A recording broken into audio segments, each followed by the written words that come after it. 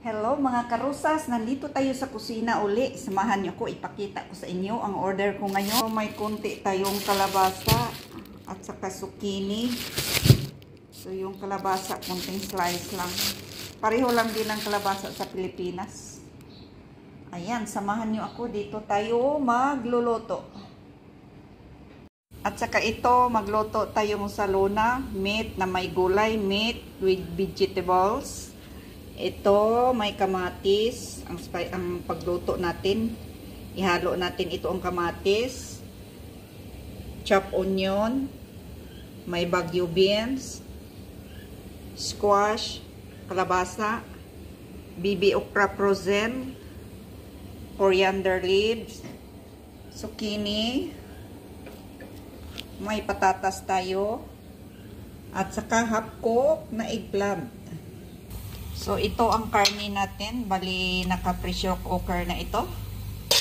So, tara na. Umpisahan na natin.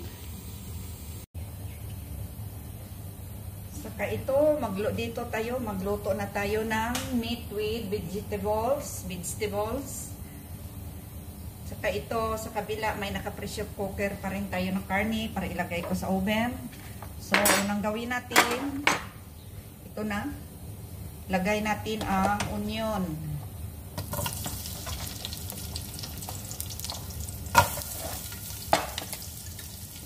So, unahin natin ang mga gulay kasi luto na yung karne. Lagay natin ang onion. So, pag ako magluto, isali ko pag-fry yung mga spices, mga bay leaves. Yan, nilagay ko na ng bay leaves. Kalagyan natin ng red hot pepper dry, saka yung cinnamon,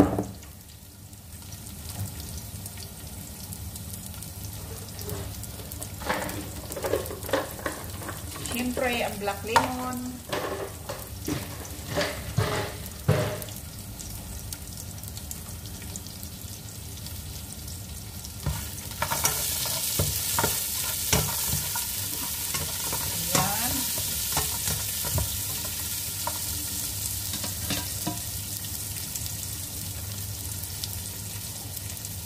so, pasensya na kayo sa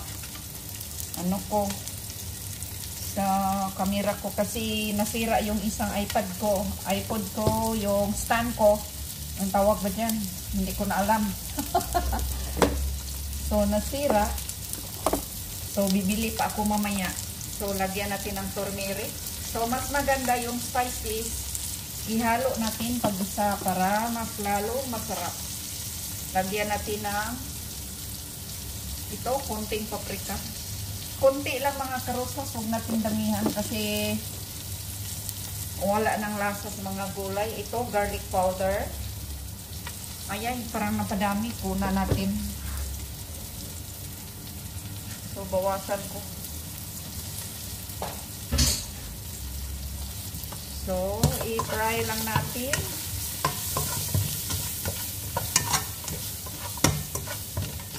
Ayan.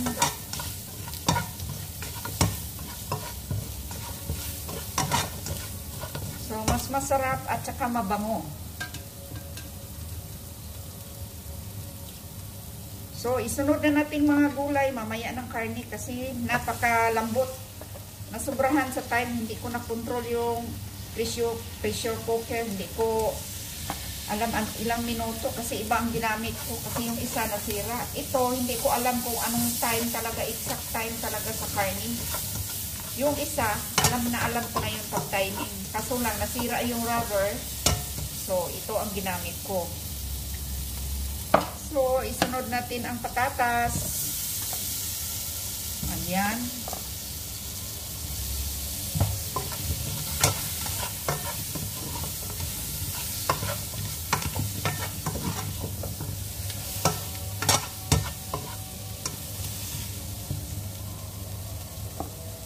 Saka ang kamatis.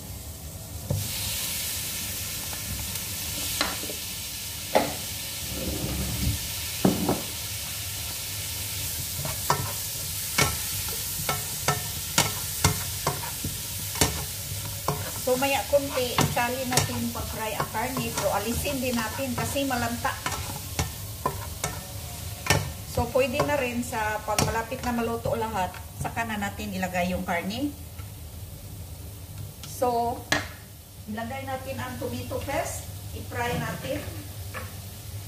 Isali natin pag-fry ang tomato paste. Huwag masyadong damihan kasi mga asin.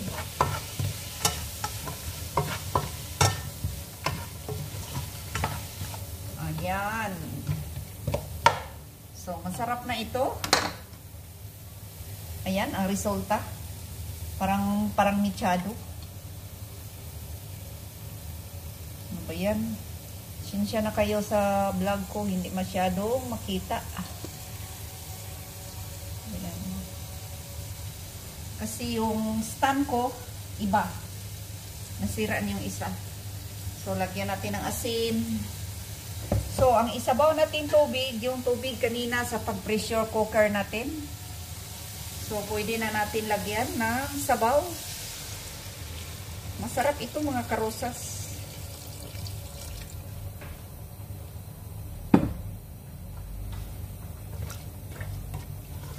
So, pakuluin lang natin.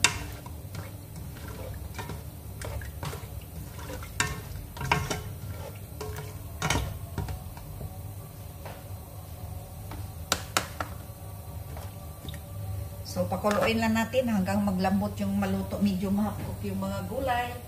Saka natin ilagay yung ibang gulay.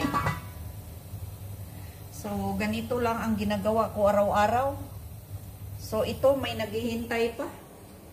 So, mamaya ko na ito linisin yung mga dahon. So, dito tayo sa kabila. Magluto tayo ng white rice. So, ito, naka-pressure cooker ito. Kasi mamaya, ano yan, buong legs yan. Bali legs yan. Tapos, hinati ko na siyang 4 na piraso. I mean, 2 piraso. Kasi, ilagay ko pa sa oven pagkaluto. So, lagyan natin ng konting asin.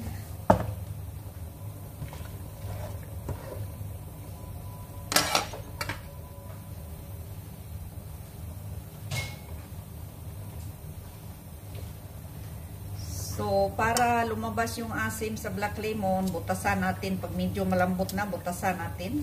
Ayan. So, bali 2 lang ito nilagay ko.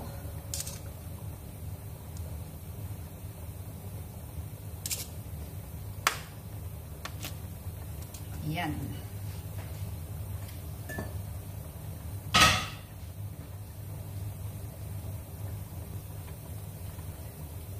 So, makulo na. Pwede na natin ilagay ang zucchini.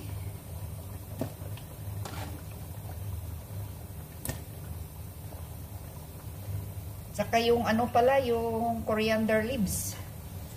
Pwede, walang problema kahit late na ito. Kasi pwede rin isali sa pag-isa, ihalo. Kasi lang, hindi mo makikita. Pag isali mo sa pag-isa, pagluto na, hindi mo makita yung green. So, ayan, takpan natin uli. So, ganito lang ang buhay OFW. Ayan, nakita nyo.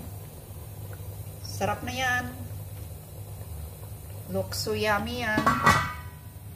So, patayin na natin yung karne. So, dito tayo sa bigas. Lagyan natin ng kunting asin. So, alam nyo na pagluto, yung white rice dito.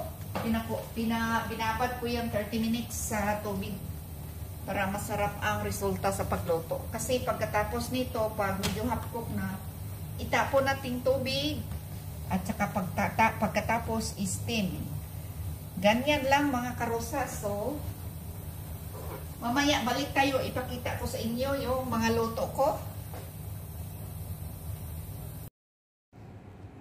Ito, may nilinis tayo na dahon, green leafy vegetables. Ito, may nilinis tayo, malinis na ito, para pang salad. Ayan. parsley, barber, gerger. Ito yung meat with gulay.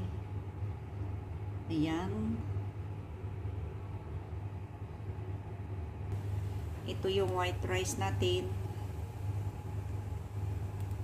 Saka may naka-oven pa tayo na karne.